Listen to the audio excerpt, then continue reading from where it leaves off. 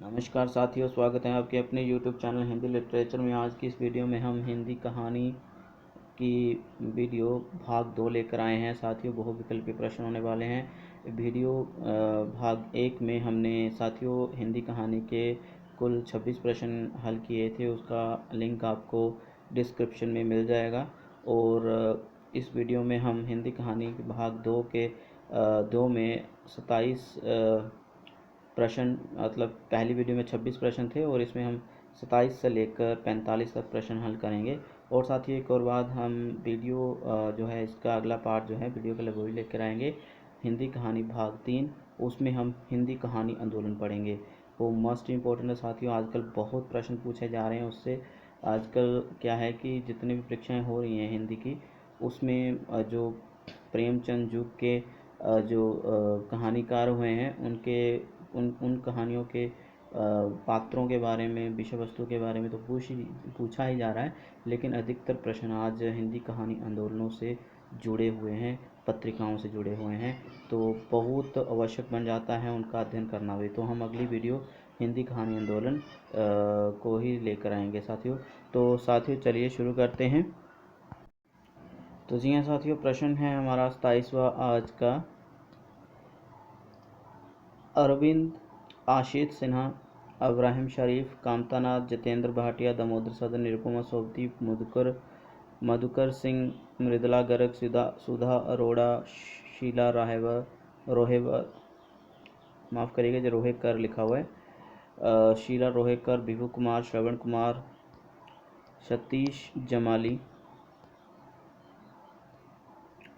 सुधीप, सनत कुमार, सेरा यात्री, रमेश उपाध्याय आदि कहानीकार किस कहानी आंदोलन से जुड़े हुए हैं? तो पहला प्रश्न है, किस कहानी आंदोलन से ये सारे रचनाकार जुड़े हुए हैं? तो साथियों ऑप्शन है सहज कहानी, सक्रिय कहानी, जनवादी कहानी आंदोलन या समांतर कहानी आंदोलन। तो सही ऑप्शन साथियों है समांतर कहानी आंदोलन से। ठीक है साथियों, तो ये कहानीकार आप जरूर याद कर लीजिएगा, इनके बारे में, इनके नाम आप जरूर याद कर लीजिएगा। ठीक है, तो हमारे पास 28वां प्रश्न है आज का। दूसरा प्रश्न, समांतर कहानी में किस धारणा के लिए अधिक बल दिया गया था? मोस्ट इम्पोर्टेंट प्रश्न है साथियों, पूछा जा सकता है। ठीक है, तो पहला ऑप्शन, आम आदमी की स्थिति सुधारने पर बल दिया गया, पूंजीवाद पर बल दिया गया, शोषण के खिलाफ लड़ने पर बल दिया गया, या विशेष समाज को सुधारने या सुधारे जाने के लिए कहा गया, विशेष समाज। साथियों ये प्रश्न जो है बहुत इम्पोर्टेंट है, इसका पहला ऑप्शन बिल्कुल सही है। ठीक है, आम आदमी की स्थिति सुधारने पर बल दिया गया, आप लिख लीजिए। अगला प्रश्न है हमारे पास 29वां प्रश्न, इसको देख लेते हैं। रमेश भत्रा, चित्रा मुदगल, सच्चिदानंद धूमकेतु, सुरेंद्र को सुकुमार, धीरेन्द्र आस्थाना आदि कहानीकार किस कहानी आंदोलन से आते हैं? तो सही ऑप्शन है साथियों, पहले ऑप्शन पढ़ लेते हैं, उसके बाद हम सही ऑप्शन पर टिक करेंगे। समांतर कहानी, सक्रिय कहानी, जनवादी आंदोलन या सहज कहानी। तो सही ऑप्शन है, तो सही ऑप्शन है साथियों सक्रिय कहानी आंदोलन। तो सक्रिय कहानी आंदोलन यह बिल्कुल सही उत्तर है इस प्रश्न का, 29 प्रश्न का। ठीक है, इन कहानीकारों के नाम आप जरूर लिख लीजिएगा। 30वां प्रश्न है, ये भी प्रश्न बहुत महत्वपूर्ण है। चेतनात्मक और जीवंतता की कहानी किस आंदोलन को कहा गया है? ये विशेषता भी हम कह सकते हैं उस कहानी आंदोलन की। ठीक है, चेतनात्मक और जीवंतता की कहानी।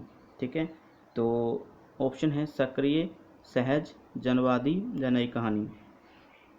सही ऑप्शन है साथियों सक्रिय कहानी आंदोलन, बिल्कुल सही विकल्प।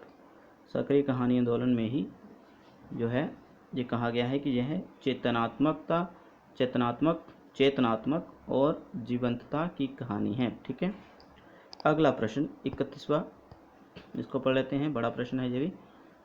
यह उस समझ और एहसास की कहानी जो आदमी को बेबसी, निहत्थेपन और नपुंसकता से निजात दिलाकर स्वयं स्वयं अपने अंदर की कमजोरियों के खिलाफ खड़ा होने के लिए तैयार करने की जिम्मेदारी अपने सर लेती है। मैं दोबारा से पढ़ देता हूँ। यह उस समझ और एहसास की कहानी जो आदमी को बेबसी, निहत्थेपन और नपुंसकता से निजात मतलब मुक्ति दिलाकर स्वयं अपने अंदर की कमजोरियों के खिलाफ खड़ा होने के लिए तैयार करने की जिम्मेदारी अपने सिर लेती है। तो यह उक्ति किस आंदोलन के पक्ष में है? 4 आंदोलन इस विकल्पों में दिए गए हैं, तो हम देखते हैं कि किस कहानी आंदोलन के लिए पंक्ति कही गई है। बहुत ही इंपॉर्टेंट प्रश्न है। सक्रिय आंदोलन, सहज आंदोलन, जनवादी या नई कहानी? तो साथियों, ये जो पंक्ति कही गई है वो कही गई है सक्रिय कहानी आंदोलन के लिए। ठीक है साथियों, तो ये पहला ऑप्शन बिल्कुल सही है। जीवंतता और चेतनात्मक कहानी भी सक्रिय को ही कहा गया है, और ये पंक्ति जो भी हमने प्रश्न में पढ़ी यह भी सक्रिय कहानी आंदोलन के लिए ही कही गई है। आगे 32वां प्रश्न है साथियों, प्रथम बार किस विश्वविद्यालय में जनवादी विचार मंच की स्थापना हुई? तो हम कह सकते हैं जनवादी विचार मंच या जनवादी कहानी आंदोलन भी कह सकते हैं। तो देखिए साथियों, ये प्रथम बार किस विश्वविद्यालय में जनवादी विचार मंच की स्थापना हुई? तो सही उत्तर है साथियों पहले विकल्प जवाहरलाल नेहरू विश्वविद्यालय, पंजाब विश्वविद्यालय, दिल्ली जो विश्वविद्यालय जो बनारस हिंदू विश्वविद्यालय। तो सही जो विकल्प है साथियों वो देख लेते हैं हम, वो है दिल्ली। साथियों ये मैंने सन भी लिखा हो ताकि मैं भूल ना जाऊँ इस पर। 1977 ईस्वी में ये पहली बार, ठीक है, जनवादी विचार मंच की स्थापना हुई। कहाँ हुई? दिल्ली विश्वविद्यालय में हुई साथियों। और कब हुई? 1977 ईस्वी में। अगला प्रश्न भी जनवादी से ही संबंधित है, जनवादी कहानी से ही संबंधित है। जनवादी कहानी की परंपरा का आरंभ प्रेमचंद की किन कहानियों से माना गया है? ये बहुत इंपॉर्टेंट प्रश्न है साथियों, ये देख लीजिए आप। ठीक है, तो इसके विकल्प हैं बड़े घर की बेटी या ठाकुर का कुआं से, कफन, पूस की रात, जब पंच परमेश्वर, ईदगाह, माँ या नशा। तो इन कहानियों को हमने पढ़ लिया है, विकल्पों को पढ़ लिया है, लेकिन जो सही उत्तर है साथियों वो है कफन और पूस की रात। ठीक है, ये जनवादी कहानी परंपरा का आरंभ प्रेमचंद की इन्हीं 2 कहानियों से माना गया है। ओके जी, 34वां प्रश्न पढ़ते हैं। जनवादी लेखक मंच का प्रथम राष्ट्रीय अधिवेशन कब तथा कहाँ हुआ? मोस्ट इंपोर्टेंट प्रश्न है, देख लेते हैं इसके ऑप्शन।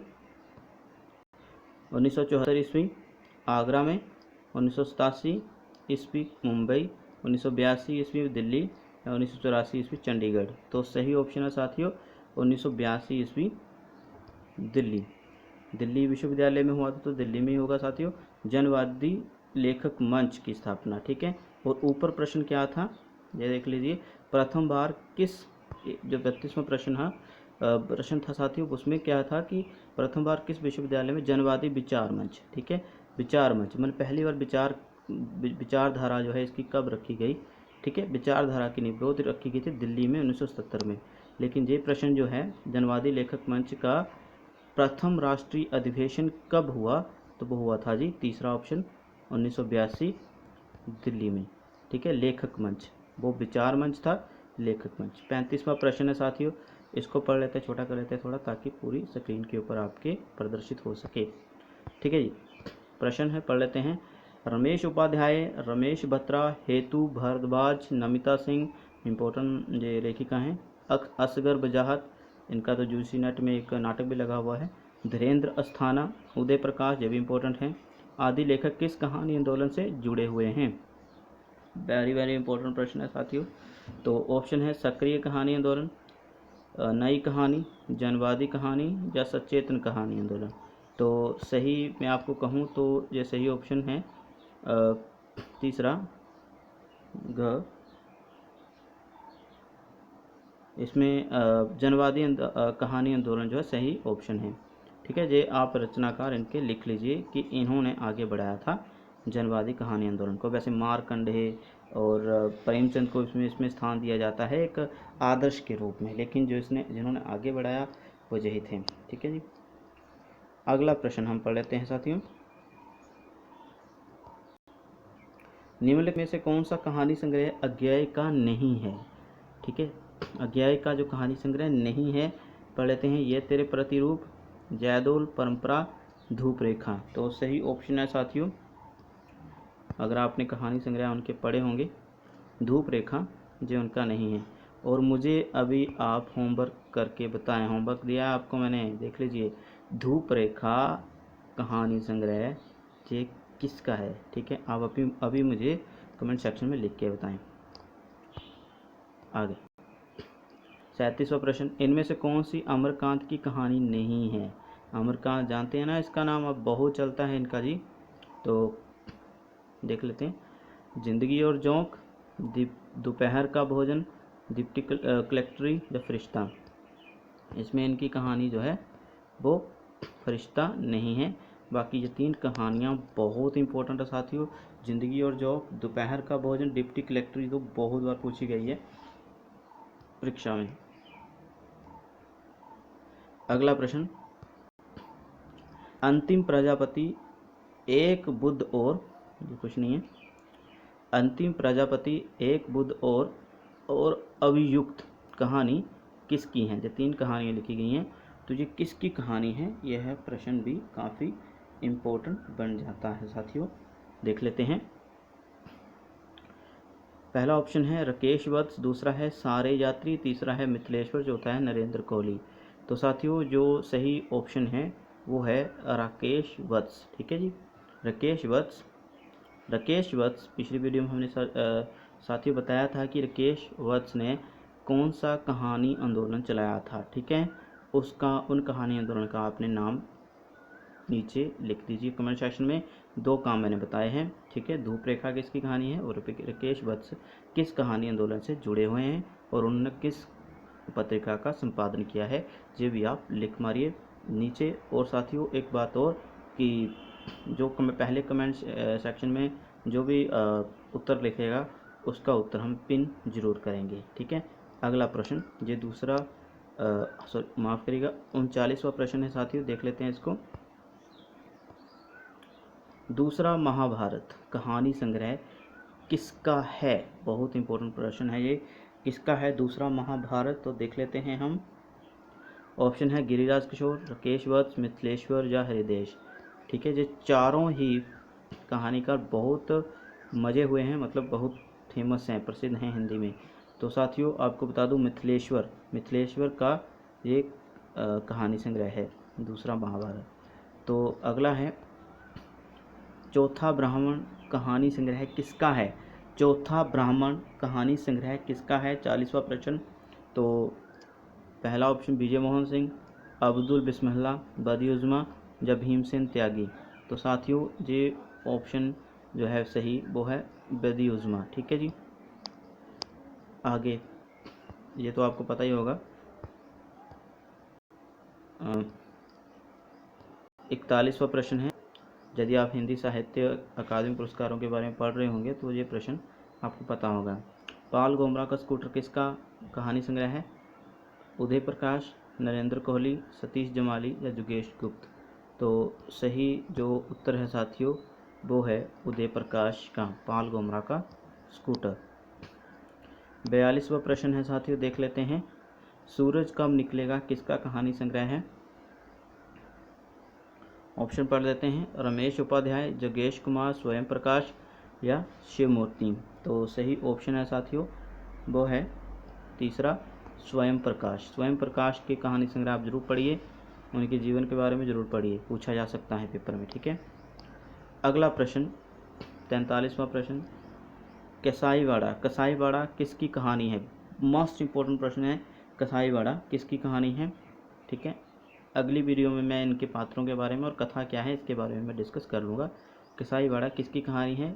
स्वयं प्रकाश, जोगेश कुमार, शिवमूर्ति, नरेंद्र कोहली। तो सही उत्तर है साथियों, सही उत्तर है तीसरा शिवमूर्ति। ठीक है।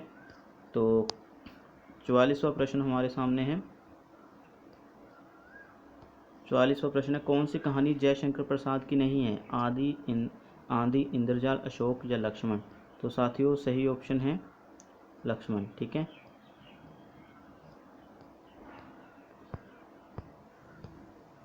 तो अगला है कामरेड का कोट कहानी किसकी है? जसपाल, नागार्जुन, संजय, सुभाष चंद्र कुशवाहा। कामरेड का कोट जो है वो साथियों कहानी है संजय की। ठीक है, और एक मार्क्सवादी या कम्युनिस्ट धारा के ऊपर जो कहानी लिखी गई है, कहानी संग्रह या कहानी है ये। ठीक है साथियों, कामरेड का कोट। तो आज की इस वीडियो में इतने ही प्रश्न हैं। ठीक है, तो अगली वीडियो में हम ख़ास तौर पर लेकर आएंगे हिंदी कहानी आंदोलन, समांतर कहानी आंदोलन, जनवादी, सक्रिय, सहज तो इतना व्यापक नहीं हो पाया था। अमृत राय ने बहुत सारे प्रयत्न किए थे, लेकिन वो एक आंदोलन नहीं बन पाया, वो एक सिर्फ धारणा रखी थी उन्होंने।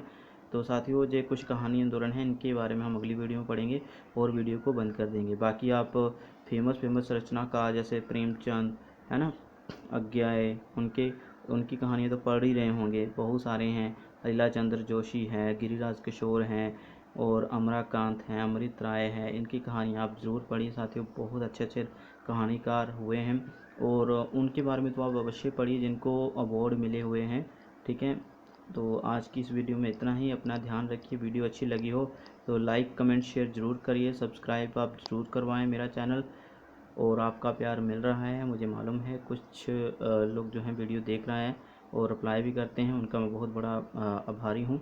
और साथियों घर पर रहें, सुरक्षित रहें, आपकी सेहत के लिए शुभकामनाएं। तो और आपके टेस्ट के लिए भी तो तैयारी करते रहें। धन्यवाद, अगली वीडियो में मिलते हैं।